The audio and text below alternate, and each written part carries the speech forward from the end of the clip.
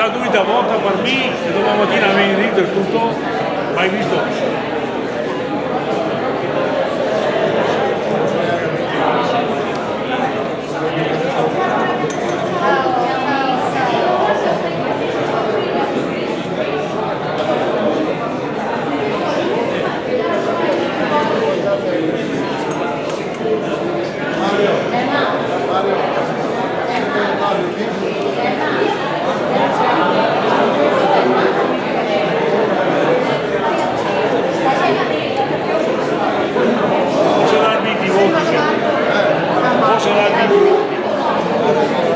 O il direttivo o il presidente Viola.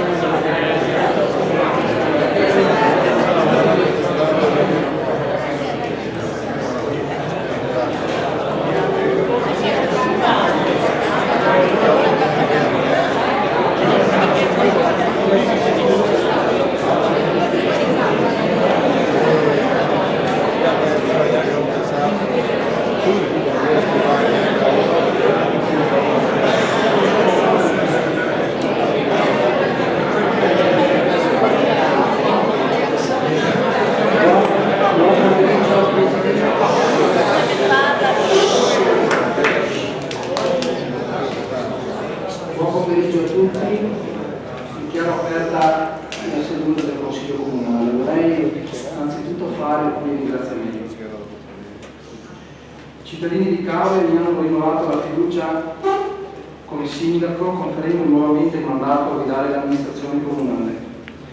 Ringrazio pertanto tutti i cittadini ai quali confermo il mio massimo impegno e dedizione nel governo e nella rappresentanza della città di Caore, mantenendo la promessa di mettermi a servizio delle persone, della comunità tutta e di questo territorio. Ringrazio l'intera mia squadra di maggioranza per l'ottimo lavoro svolto. Ringrazio le forze dell'ordine che hanno garantito la serenità delle operazioni elettorali.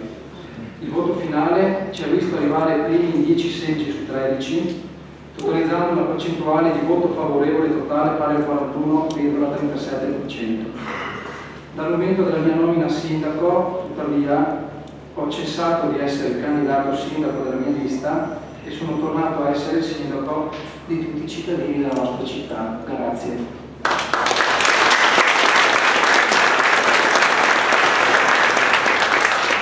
Invito il segretario comunale a fare l'appello nominale e dare il comunicamento di diritto. Steu Luciano, Boso Arianna, Russo Alessandra, Boazzo Giuseppe, Micio Giovanni, Marchesano Rocco, Arlo Riccardo, Russi Filippo, Anzanzi Lorenza, Amassia Evaristo, Tomassaro Andrea, Giacomo, Giorgio Carlo, Luca Rosanna, Elato di Tamara, poi Alessandro e Paolo Marco. Una legislazione, tra il materiale che trovate nelle manifestazioni sono state distribuite per trovate, c'è un regolamento per le riprese audio e video del sito del Consiglio Comunale. Come vedete c'è una come vedete in fondo c'è una telecamera che ovviamente è posta alla ripresa della seduta. Il regolamento che citavo all'articolo 3 autorizza le riprese e le trasmissioni via web in via generale delle sedute del Consiglio Comunale. Attualmente le riprese vengono trasmesse in differita. Grazie. Allora, procediamo ora alla designazione degli scrutatori, sono 3, per prassi 2 sono della maggioranza e 1 dell'opposizione. Designo quindi come scrutatori i consiglieri Bortolussi Filippo, Vanzan Lorenza e De Lazzari Tamara. Come previsto dall'articolo 14, comma 4 dello Statuto Comunale, procediamo ora alla designazione dei capigruppo. Ricordo che i gruppi consigliari sono quelli risultanti dalle liste che hanno ottenuto consiglieri eletti in Consiglio Comunale oppure derivanti dall'eventuale diversa dichiarata aggregazione di almeno 2 consiglieri. Secondo lo Statuto Comunale, ciascun gruppo comunica il nome del capogruppo nella prima seduta del Consiglio Comunale neoeletto. Invito pertanto i consiglieri a indicare i rispettivi capigruppo. Massaro Andrea. La lista civica di maggioranza, lista civica Luciano Striguri Sindaco, si indica capogruppo Massaro Andrea. Carlo Gallo. Sì, la lista civica Carlo Gallo Sindaco, si indica capogruppo Carlo Gallo. Alessandro Lorin. Lista civica Lorin Sindaco, indica come capogruppo Alessandro Lorin e si rinomina il gruppo consigliare Liberi e Trasparenti.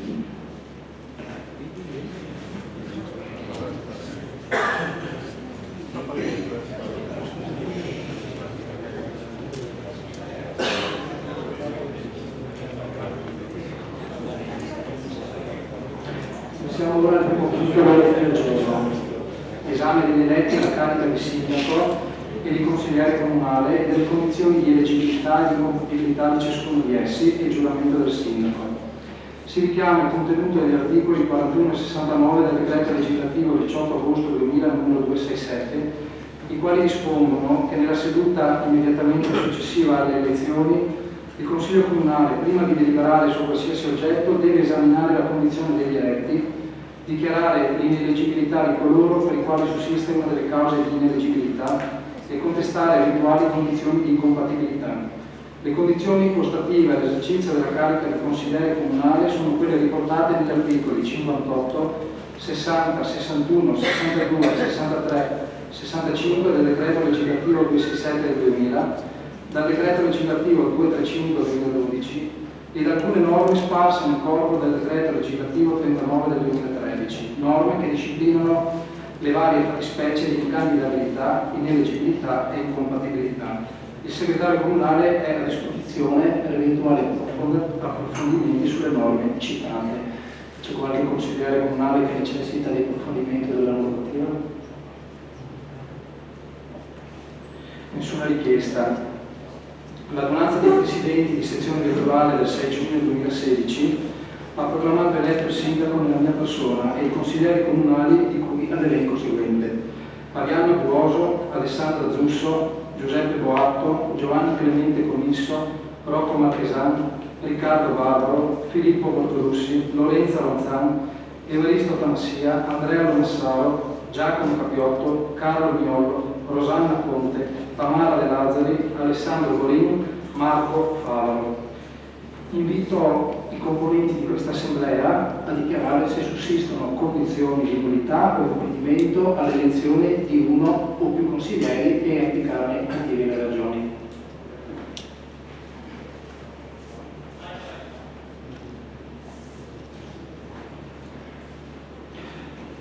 Non essendoci interventi, dichiaro la regolarità della condizione degli eletti e si procede alla convalida.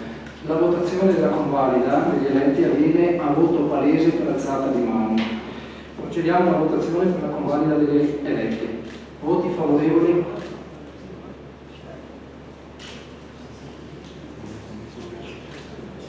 Voti contrari?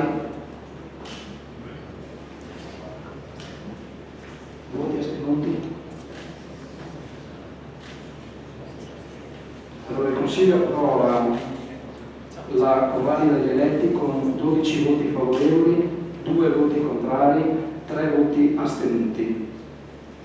Mettiamo nei voti l'immediata eseguibilità dell'atto. Voti favorevoli? Voti contrari?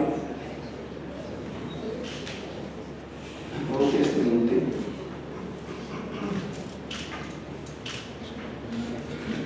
Il Consiglio approva l'immediata eseguibilità dell'atto con 12 voti favorevoli, 2 voti contrari, 3 voti astenuti.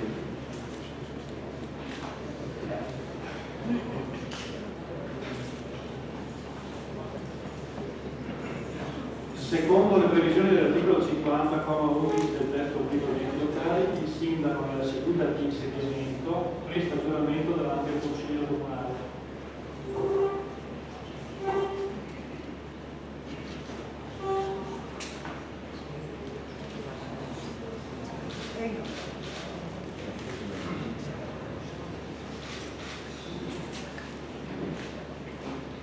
Giuro di osservare lealmente la Costituzione della Repubblica Italiana.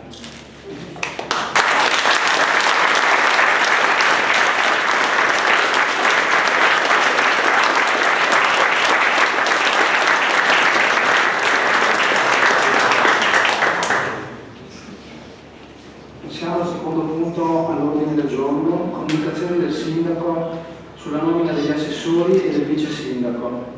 Presentazione delle linee programmatiche relative alle azioni e ai progetti da realizzare nel corso del mandato.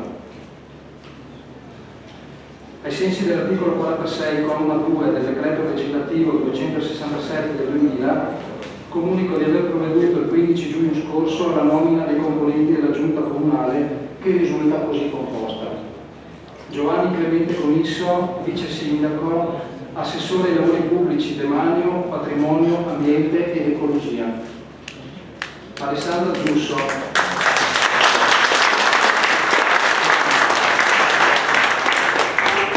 Alessandra Zusso, assessore alla cultura e al turismo.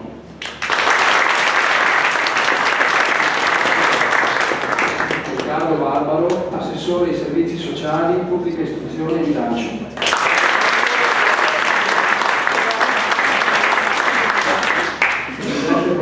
Assessore allo sport e alle politiche giovanili. Rocco Marchesan, assessore al commercio, pesca e attività produttive.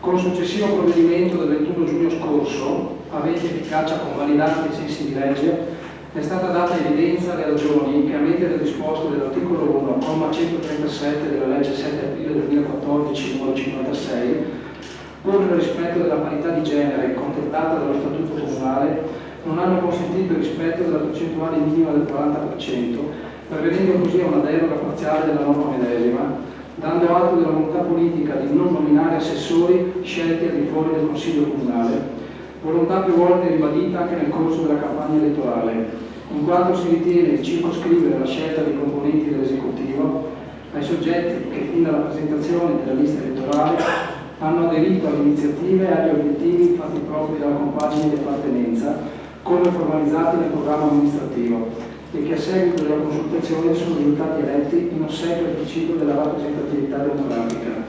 Si è dato altresì nel citato provvedimento Si è dato atto altresì nel citato provvedimento che all'esito delle consultazioni politiche delle esponenti di sesso femminile proclamate elette nell'ambito di maggioranza si è ottenuto un esito solo parzialmente fruttuoso e che tuttavia si è formulata riserva al proseguio nel corso del mandato di ulteriori verifiche di disponibilità conseguenti al superamento di limiti temporali derivanti da impegni di natura personale, familiare o lavorativa. Trattandosi di mera comunicazione del sindaco dovuta al Consiglio Comunale, per la quale l'articolo 47, comma secondo del regolamento comunale non prevede discussione e votazione, l'eventuale intervento dei consiglieri comunali in ordine a detta comunicazione potrà essere posticipata in uno con quella relativa alla discussione conseguente all'illustrazione delle linee programmatiche di mandato. Procediamo quindi all'esposizione delle linee programmatiche relative alle azioni e ai progetti da realizzare nel corso del mandato, ai sensi dell'articolo 42 del testo unico sugli enti locali e dell'articolo 16,4 dello Statuto Comunale. Politiche sociali e della famiglia. L'obiettivo generale è quello di sostenere la famiglia nelle sue riconosciute funzioni sociali. In quanto valore e bene di interesse pubblico di rilevanza costituzionale, la famiglia va messa al centro dell'azione politico-amministrativa in quanto cellula fondamentale della società, individuando e concretizzando precisi sostegni sia di carattere finanziario che educativo alle coppie. Sostegno alle famiglie con un solo reddito per nucleo familiare, con un solo genitore, con molti figli, con persone non autosufficienti per anzianità o disabilità o altre problematicità. Valorizzazione del volontariato a base familiare, incentivando con agevolazione e sostegno le forme di associazionismo e solidarietà. Mantenimento del livello minimo delle tariffe relative ai servizi a domanda individuale, soggiorno anziani, accesso ai piani sportivi, trasporto scolastico, servizio mensa.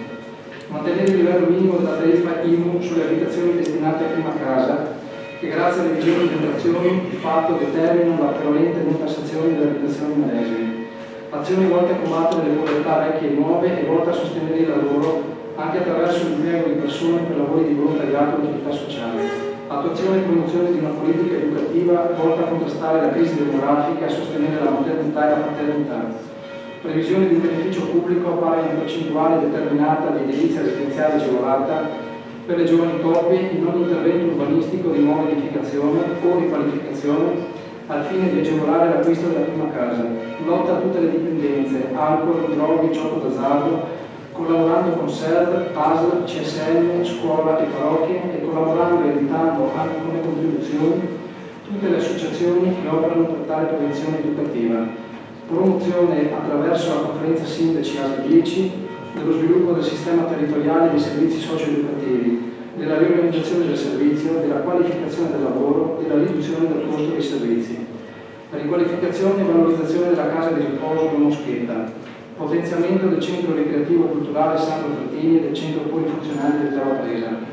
Attuazione del progetto integrato tra domiciliarità e residenzialità con realizzazione di nuclei di RSA, di missioni protette, hospice, sezione alta protezione Alzheimer, sezione stati vegetativi permanenti, residenzialità disabili infortunati sul lavoro, polo sanitario turistico. Realizzazione di una casa albergo per persone autosufficienti. Politiche della sicurezza. Potenziamento della videosorveglianza sull'intero territorio comunale mediante l'installazione di telecamere ad alta definizione, sia per la prevenzione e repressione degli illeciti, sia per la raccolta di dati necessari per il miglioramento della viabilità. Promozione dell'istituzione del controllo di vicinato contro i furti. Promozione delle attività della Polizia Locale e della Protezione Civile Comunale. Politica dell'ambiente. Attivazione presso il parcheggio scambiatore Ecopark Città di Caule dei servizi turistici di mobilità per il collegamento con il territorio, dei servizi igienici complementari e di arredo urbano adeguato per la raccolta di rifiuti, nonché di pacchetti turistici volti a incentivare l'utilizzo del parcheggio stesso. Prosecuzione del progetto 20-20-20, volto a diminuire del 20% le emissioni di CO2 entro il 2020. Attuazione del piano energetico tramite le fonti rinnovabili. Sensibilizzazione alla sistemazione e pulizia delle aree private in condizioni non decorose. Salvaguardia e fruizione sostenibile di Valle Vecchia e dell'intero ambito lagunare valdivo attraverso l'istituzione, nel rispetto della tradizione locale, dell'area naturalistica a gestione comunale e mediante la realizzazione di un collegamento tramite traghetto ciclopedonale. Potenziamento dell'oasi marina e della zona di tutela biologica. Realizzazione di nuovi siti di strutture artificiali sommerse per la creazione di nuove zone di oasi marine. Revisione e rinnovamento del regolamento per la disciplina delle attività numerose. Promozione della pulizia della laguna e delle balene in collaborazione con i volontari della protezione civile e delle associazioni di riferimento. Attuazione del piano spazi acque, cavale, pontili, approdi, bilance e del piano ambientale paesaggistico dei Casoni e della laguna di Caule. Realizzazione presso il parco del pescatore di un'area verde attrezzata di socializzazione per la sgambatura dei cani. Politica della cultura e dell'istruzione. Salvaguardare e valorizzare la storia e il patrimonio culturale di Cavre nel rispetto delle nostre tradizioni e del nostro territorio, Caolina, casoni didattici e altro.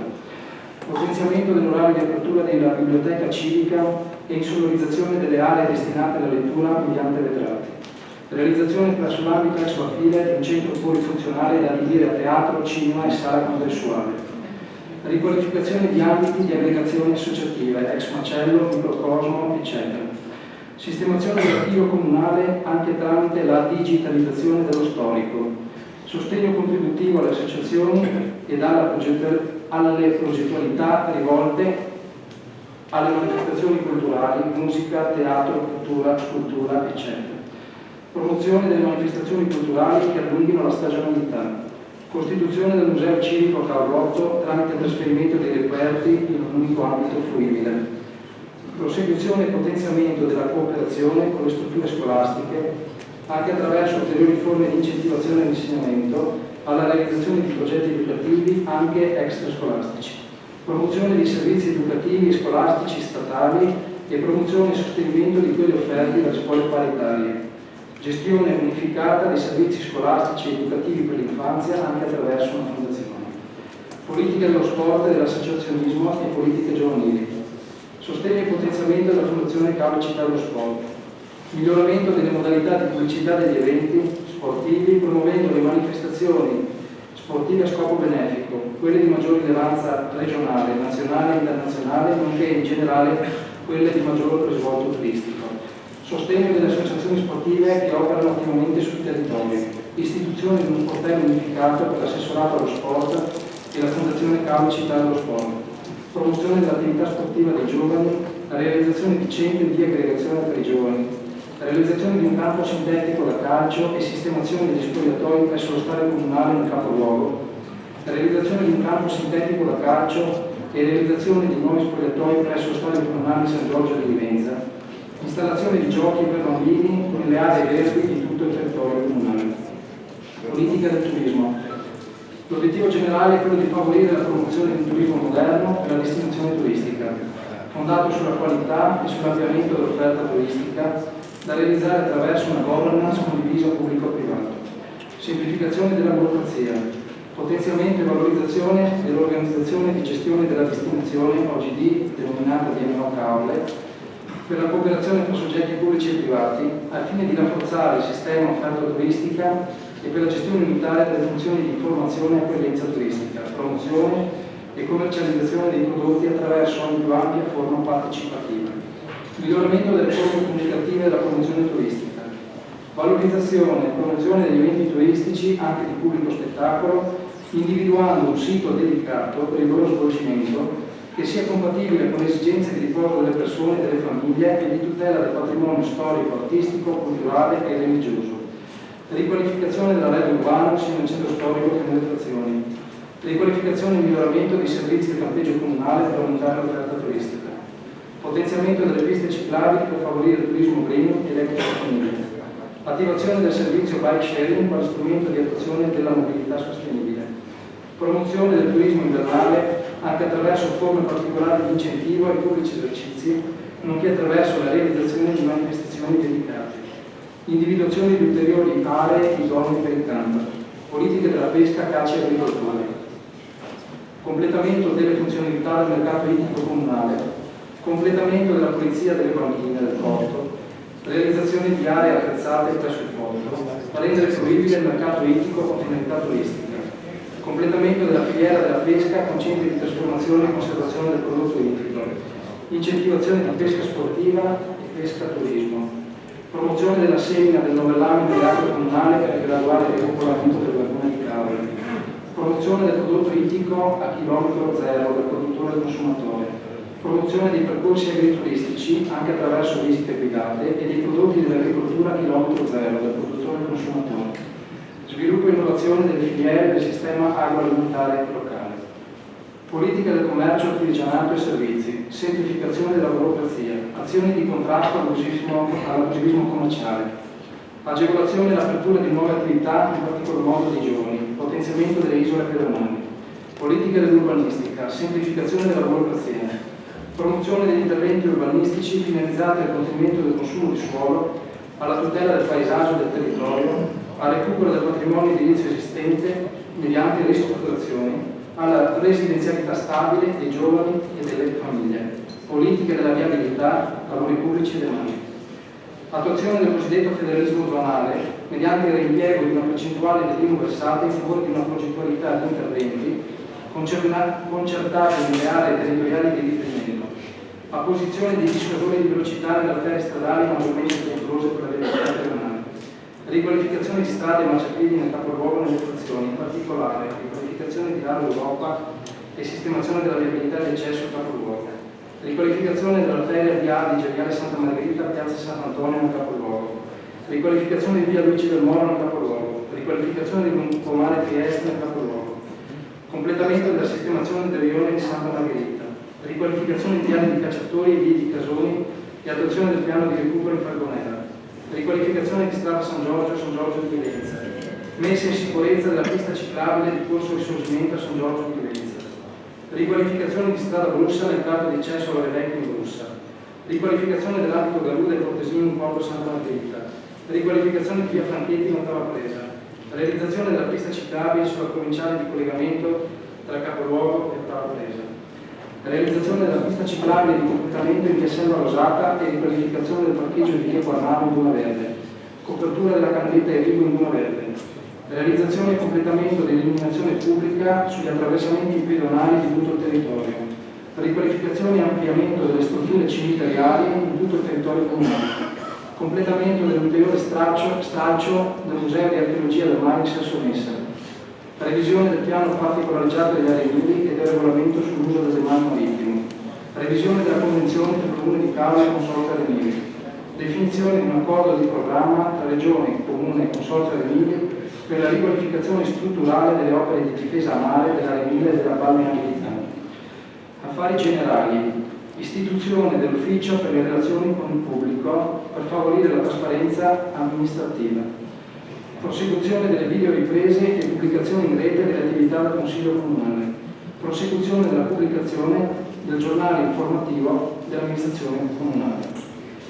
Dichiaro aperta la discussione. Capogruppo Polini. Grazie. Signor Sindaco, signore e signori consiglieri, il giorno 5 giugno 2016 i cittadini di Cava hanno votato e dalle urne ne è uscita vincitrice la lista Stiuri che ha raccolto il 41,37% dei consensi espressi. Colgo dunque l'occasione per esprimere il mio sincero ringraziamento a tutte le elettrici e agli elettori che hanno votato comunque il sottoscritto e per avere creduto nella lista civica Borensindo. Alcuni sostenitori e amici mi hanno detto che anche noi potevamo vincere, ma che abbiamo sbagliato campagna elettorale. Infatti, secondo questi amici sostenitori, non dovevamo raccontare ai cittadini la verità per fornire loro un'informazione corretta e la possibilità di scegliere liberamente il sindaco e la nuova maggioranza. Secondo loro, appunto, anche noi dovevamo, ad esempio, promettere il campo d'allenamento di calcio in erba sintetica, promettere sussidi per beni dei cittadini di difficoltà economica e sociale, scegliere di candidati tra le file delle varie associazioni culturali e sportive e magari promettere i giovani della parrocchia. Qualcun altro inoltre mi ha detto che non dovevamo incontrare le varie categorie, ma le etnie, e che dovevamo farci assistere da solenni tassisti e accompagnatori il giorno delle elezioni. Ma soprattutto che dovevamo accettare il sostegno di persone ingombranti e chiacchierate, ma dei metodi convincenti. Questi, tra i tanti altri, sarebbero stati i giusti presupposti per poter vincere. Bene, io spero che questi sostenitori e amici siano stati suggestionati da voci di paese e niente più. Sarebbe quantomeno spiacevole constatare invece che le loro riflessioni erano e sono fondate, ma ciò non spetta a me certamente. In ogni caso, noi non avremmo mai usato quei metodi, quelle promesse e quelle persone. Prendo dunque atto che i Caulotti non ci hanno votato e hanno scelto per amministrare un'altra lista. Prendo atto che non hanno scelto il cambiamento. Quando ho accettato la richiesta di candidatura esortatami dalle persone che hanno creduto e credono nella lista civica, che ho avuto l'onore di guidare, ho espresso il mio più sincero proposito di proporre un gruppo di persone nuove e di offrire loro la possibilità di mettersi al servizio della comunità per il bene comune. Troppo spesso oggi si sentono commenti del tipo: sono sempre i soliti, non si cambia mai, le persone nuove vengono sempre lasciate fuori dal parco, eccetera. Ebbene, proprio perché credo che si debba offrire l'esempio con i fatti, al di là delle semplici parole, penso sia opportuno dimostrare che il cambiamento si può attuare. Ecco perché ho dichiarato alla stampa che è il mio fermo proposito rinunciare alla carica di consigliere comunale e di dimettermi, offrendo così la possibilità di un vero rinnovamento da subito della classe dirigente del nostro comune. Ciò potrà avvenire attraverso il meccanismo della surroga del primo dei non eletti nel ruolo di consigliere al posto mio. Per questioni pratiche formalizzerò tale decisione con gli atti formali che saranno in cura protocollare nei prossimi giorni e se possibile già domani, affinché il candidato consigliere Vittorio Emanuele Della Bella al suo rientro in Italia a fine mese possa essere chiamato in mia sostituzione, quale tipo di non eletti, a scegliere se sedere tra i banchi dell'opposizione o se consentire l'ingresso in consiglio comunale di altra e valorosa persona. Da parte mia, infatti, ritengo sia giunto il momento di lasciare spazio e modo alle persone nuove di formarsi nella sede appropriata, di maturare l'esperienza necessaria perché in prospettiva si possa offrire ai cittadini un'alternativa per il vero cambiamento. Il mio dunque non è un passo indietro, ma un gesto concreto con il quale aprire le porte al rinnovamento della classe dirigente del comune di Cagliari. Come lista civica, che d'ora in poi appunto assumerà il nome di gruppo consigliare liberi e trasparenti, all'indomani dell'esito elettorale ci siamo riuniti e abbiamo concordato infatti un cronoprogramma di avvicendamento dei consiglieri per offrire analoga opportunità ad altre persone che eserciteranno il ruolo di opposizione costruttiva da un lato, rendendosi promotori di iniziative e proposte concrete, e dall'altro lato saranno vigili sentinelle dell'operato di questa amministrazione e della legittimità degli atti che di volta in volta saranno adottati. Ecco perché già in questa sede non posso esimermi dall'osservare come l'attuale amministrazione sia partita male, se non peggio. Infatti, la composizione dell'attuale giunta comunale risulta lesiva del cosiddetto divieto di discriminazione tra i sessi. Divieto che ha trovato puntuale attuazione nell'articolo 1, norma 137 della legge 7 aprile 2014, numero 56, più nota come legge del Rio, a norma della quale, nelle giunte dei comuni con popolazione superiore ai 3.000 abitanti, nessuno dei due sessi può essere rappresentato in misura inferiore al 40% con arrotondamento aritmetico. In applicazione della risoluzione citata, la giunta comunale del comune di Cagliari deve essere composta da almeno 2 rappresentanti di genere femminile. Il recente decreto di nomina dei componenti della giunta Striuli, datato 15 giugno 2016, invece, individua solo un assessore donna, alla quale sono stati affiancati 4 assessori uomini, di evidente spregio e violazione del divieto di discriminazione tra i sessi. Né tale decreto contiene traccia alcuna dell'impossibilità a nominare un secondo assessore donna. La legge del Rio invece esige con una norma precettiva e inderogabile che nelle giunte nessuno dei due sessi sia rappresentato in misura inferiore al 40%, appunto con l'arrotondamento aritmetico.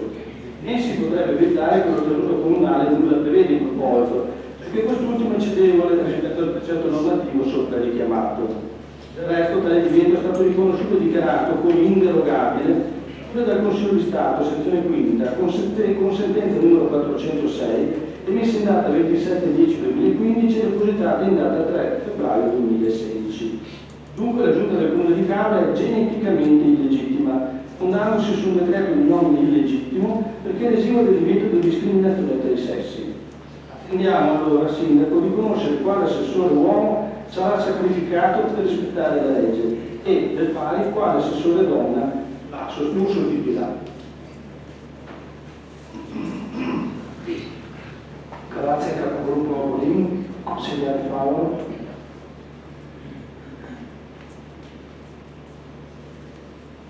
Desidero presentare all'amico e consigliere capogruppo Alessandro Bolin all'interno di questa assemblea comunale. Desidero presentargli i miei ringraziamenti e attestargli tutta la mia stima. Ringraziamenti per il lavoro che ha svolto all'interno di questo Consiglio comunale, che abbiamo svolto per più di 3 anni insieme, nel medesimo gruppo. E voglio ringraziarlo anche e soprattutto per l'impegno profuso nell'ambito di questa ultima campagna elettorale, impegno che ci ci ha visti insieme per la seconda volta, insieme a tanti altri amici e tante altre persone.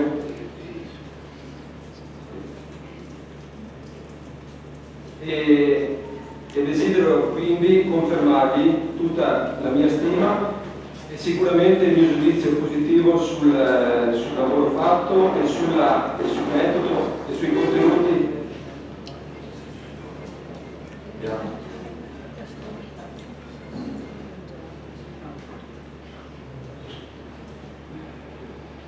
Sul metodo e sui contenuti che abbiamo presentato ai cittadini nell'ambito della campagna elettorale. Io non sono tra quelli che ritiene che si sia sbagliata la campagna elettorale, proprio per le motivazioni che Alessandro Corin stesso ha illustrato. Se l'alternativa era utilizzare i metodi che invece magari hanno portato alla vincita da parte dei nostri concorrenti, io sono ben contento di non aver usato tali metodi.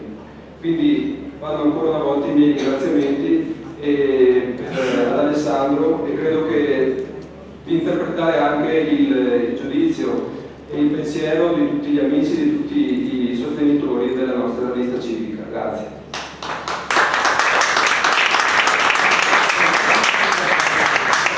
Grazie, consigliere Paolo, Capogruppo. Sì, grazie. È la giornata dei ringraziamenti, quindi sicuramente anche da parte nostra un ringraziamento va portato da quest'Aula a tutti gli elettori che sono stati davvero numerosi e hanno sostenuto il nostro progetto elettorale. Tra questi volevo anche cogliere l'occasione per ringraziare tutti i soggetti che hanno dato un contributo alla lista, quindi chi si è speso in prima persona, ma anche al gruppo di persone che hanno lavorato intorno a questo progetto amministrativo, e ringraziare oltre a questi anche tutti quei dipendenti comunali e tutti coloro che hanno offerto un contributo per lo svolgimento delle elezioni comunali. Auspico che questa maggioranza tenga in considerazione che i rappresentanti della minoranza insieme rappresentano in effetti la maggioranza degli elettori carlotti. Da questo punto di partenza e da questo punto di presupposto e attirare un'azione da parte nostra di opposizione da queste file, parte dal presupposto di un impegno per un'opposizione che sia attenta, puntuale e costruttiva, anche che sia intransigente, laddove si ravvedano intenzioni di governo che non abbiano come primo obiettivo il bene del Paese e dei suoi cittadini. Auspico quindi che si possa affermare sempre il rispetto reciproco delle azioni di maggioranza e di opposizione, utilizzando il Consiglio Comunale come il luogo più alto ed onorevole delle decisioni che coinvolgono tutta la collettività. Il luogo che deve essere, cioè il luogo dove si celebra la forma più alta della democrazia nel rispetto di tutti, un clima di serenità e partecipazione costruttiva. Fatte queste premesse, diciamo che l'espressione di voto sulle linee programmatiche possiamo già fare, l'espressione che non si può trovare in condivisione con queste linee programmatiche, perché non sono condivise, ma soprattutto perché ci preoccupano e troviamo troppo generico soprattutto il punto 9, quello legato all'urbanistica. Saremo particolarmente attenti in questa azione di minoranza, in questa azione di costruttiva opposizione, molto attenti per quella che sarà l'attività urbanistica per quanto riguarderà tutte le attività che porteranno all'approvazione dei piani degli interventi. Per quanto riguarda le affermazioni del consigliere Corin nel merito della costituzione della Giunta, anche noi riteniamo che vada fatta un'attenta riflessione da parte di questa maggioranza proprio in seno al rispetto di quelle quote rosa, rispetto in ossequio a quella sentenza del Consiglio di Stato della quinta sezione che ha citato il numero 406, che è una sentenza che fa proprie anche tre sentenze del TAR del Veneto che si sono espresse su casi esattamente analoghi a questi. Quindi noi non vorremmo mai trovarci nella condizione di dover fare un ricorso, di esporre l'amministrazione a degli esborsi di denaro per sostenere delle attività legali su questioni che sono già ampiamente state discusse e impannate, espresse dalla sentenza del TAR. Quindi l'invito è quello di rivedere questa giunta. Grazie. Paolo, ci sono altri interventi? Allora, replico brevemente in ordine a questo punto legato alla posizione della Giunta, perché forse la minoranza è sfuggito che nel permesso del mio intervento ho dato atto del provvedimento convalidante al provvedimento di nomina, nel quale sono state esplicitate le ragioni per le quali non è stato possibile andare a indicare una rispetto alla parità di genere la percentuale 40%. Sono provvedimenti a disposizione dei consiglieri, le ragioni sono enucleate. Ricordo anche che la legge del Rio la conosciamo tutti, che conosciamo anche noi le sentenze citate dal professor Zugnolo, e che però c'è una circolare ministeriale del 24 aprile 2014 che in presenza di determinate circostanze, determinate situazioni, ammette anche la deroga. Allora dichiaro chiusa la discussione, le linee programmatiche di mandato vanno approvate e quindi le mettiamo al voto. Si vota in maniera palese per alzata di mano. Procediamo alla votazione, voti favorevoli, voti contrari, voti astenuti. Consiglio Comunale approvare le linee programmatiche di mandato con 12 voti favorevoli, 5 voti contrari e 0 voti astenuti. Passiamo al terzo punto all'ordine del giorno. Nomina dei componenti della Commissione elettorale comunale. Tale adempimento si rende necessario a seguito del rinnovo degli ordini elettivi del Comune. La precedente Commissione elettorale è stata nominata con deliberazione del Consiglio Comunale numero 38 del 28 maggio 2012. Le modalità di nomina della Commissione sono stabilite dagli articoli 12, 13, 14, 15 del DPR 20 marzo 1967 numero 223 e successive modificazioni che in sintesi prevedono. In questo Comune la composizione della Commissione elettorale comunale dovrà comprendere, oltre al sindaco che la presiede, 3 componenti effettivi e 3 componenti supplenti. Nella Commissione deve essere rappresentata la minoranza. Per l'elezione dei componenti, ciascun consigliere può indicare nella propria scheda un solo nome e sono proclamati eletti coloro che hanno ottenuto il maggior numero di voti. A parità di voti sarà eletto il finanziario di età. Il sindaco non prende parte alla votazione. Il personale di segreteria ha già distribuito entrambe le schede ai consiglieri. Una scheda servirà per l'elezione dei componenti effettivi e una scheda servirà per la successiva votazione per l'elezione dei componenti supplenti. Invito i capigruppo a designare i loro soggetti candidati.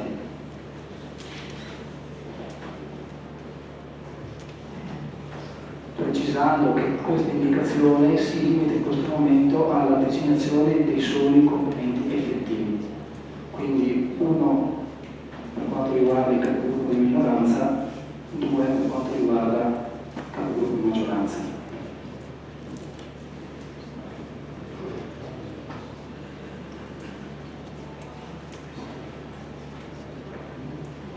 Capogruppo di nuovo? Sì, noi proponiamo parlare dell'altro.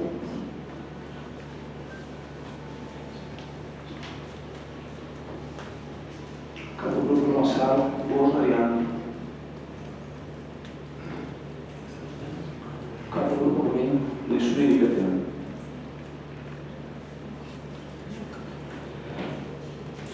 Allora procediamo alla votazione segreta per l'elezione dei membri effettivi della Commissione elettorale. Ricordo ai consiglieri sia di maggioranza che di opposizione che in questo momento nella scheda devono scrivere solo un nome.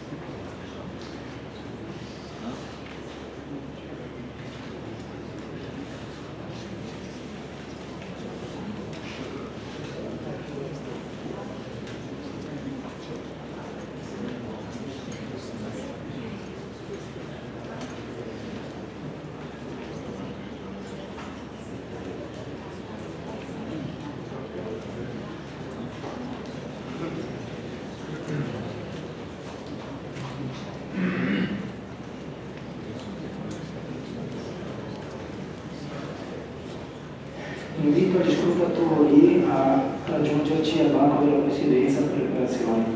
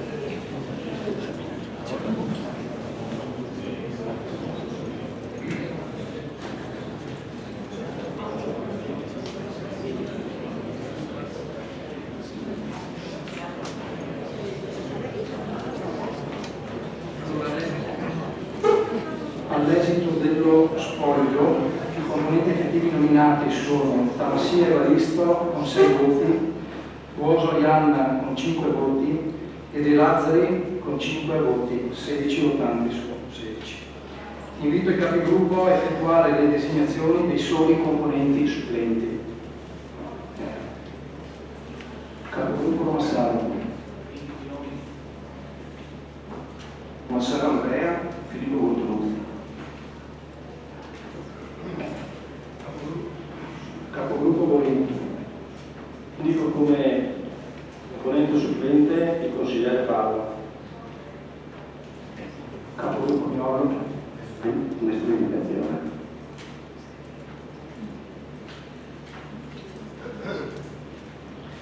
Procediamo alla votazione segreta per l'elezione dei membri supplenti della Commissione elettorale. Anche in questo caso sia i consiglieri di maggioranza che di opposizione potranno scrivere nella scheda ciascuno di loro solo un nome.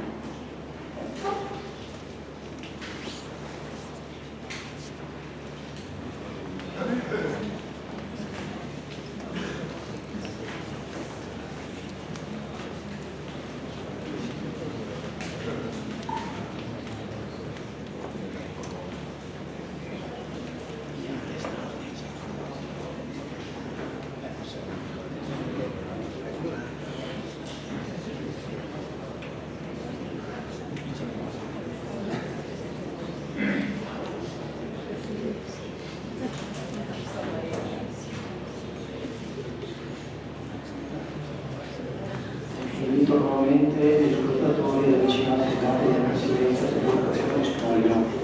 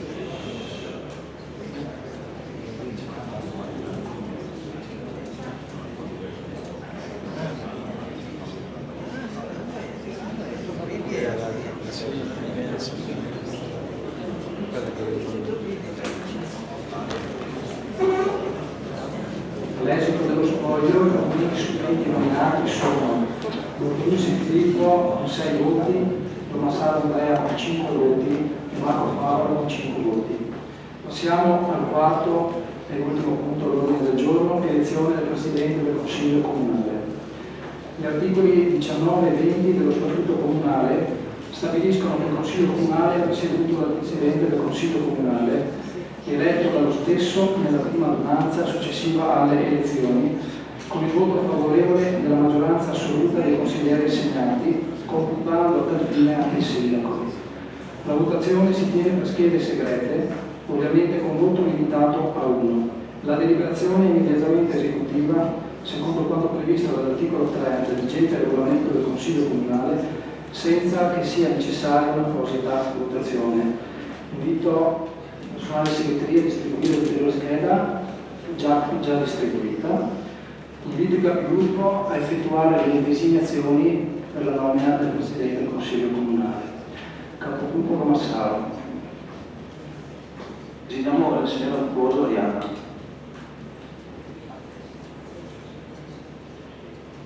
Capogruppo Miolo.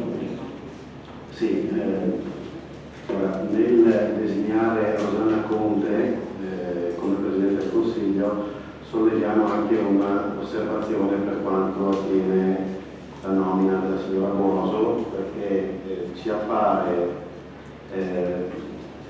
in palese contrasto con l'articolo 4.5 del regolamento, che indica l'imparzialità nel ruolo della Presidenza del Consiglio. La vediamo laddove nel procedimento della nomina della Giunta Comunale consiglieri delegati ai sensi dell'articolo 13,7 troviamo Arianna Buoso con incarico relativo alla materia di cultura. Vi chiediamo il merito delle designazioni, che anche come referente di zona non sono messe. Grazie. Ci sono altri interventi? Capogruppo Polini. Sì, noi non abbiamo indicazioni per quanto riguarda il nominativo da proporre come Presidente del Consiglio Comunale, però ci associamo alle osservazioni svolte dal capogruppo Miolo, quantomeno sotto un profilo di opportunità politico-amministrativa. Il Presidente del Consiglio è istituzionalmente una carica imparziale, è una carica che deve assicurare lo svolgimento delle operazioni del Consiglio Comunale e i diritti dei consiglieri. Nel momento in cui viene vestita questa persona che deve ricoprire l'incarico istituzionale della Presidente del Consiglio Comunale di una delega per conto del sindaco, per quanto si fosse e sia già parte della maggioranza, è evidente che viene snaturata di quella imparzialità che invece dovrebbe avere, tanto più che la delega di fatto va a coincidere con quello che è un referato, un assessorato vero e proprio. Quindi riteniamo che sia quantomeno doveroso dal punto di vista politico-amministrativo togliere la delega alla consigliere Buoso per vestirla dell'incarico di Presidente del Consiglio, trovare un'altra persona. Allora, non trattandosi di questione pregiudiziale, perché così non è stata sollevata, non verrà messa al voto, ne applico io sul punto. Nello Statuto Comunale, l'articolo 13,7 prevede quanto vi leggo. Consigliere comunale su incarico del sindaco può svolgere attività di studio su determinate materie e compiti di collaborazione circoscritti all'esame e alla cura di situazioni particolari che non implichino la possibilità di assumere atti a rilevanza esterna né di adottare atti di gestione spettanti agli organi burocratici. Si tratta pertanto di una mera delega il cui contributo è riferito a un'attività di studio, di supporto dell'amministrazione e di un eventuale assessorato, ma senza nessun incarico di amministrazione e di gestione, men che meno di capacità di spesa, per cui noi riteniamo che ci sia nessun tipo di incompatibilità sul punto. Procediamo alla votazione segreta per l'elezione del Presidente del Consiglio Comunale.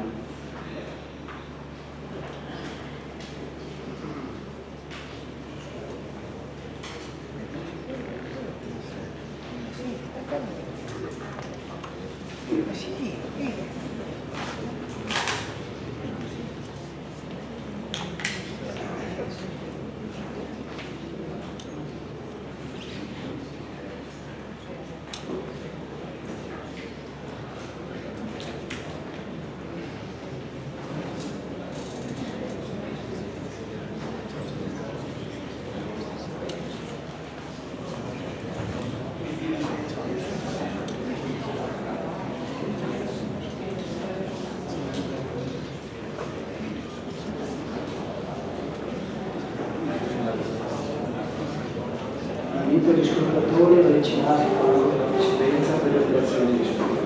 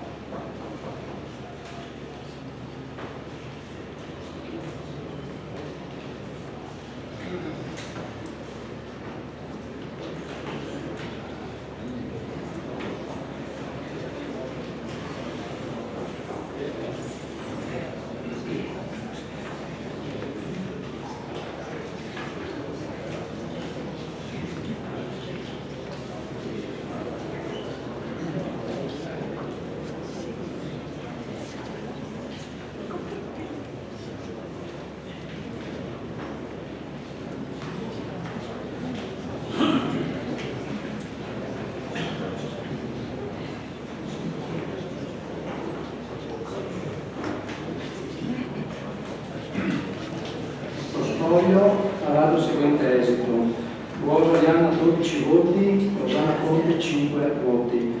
All'esito della votazione dopo lo spoglio proclamo eletto Presidente del Consiglio Comunale di Cavia, consigliere Arianna Duoso e direttore.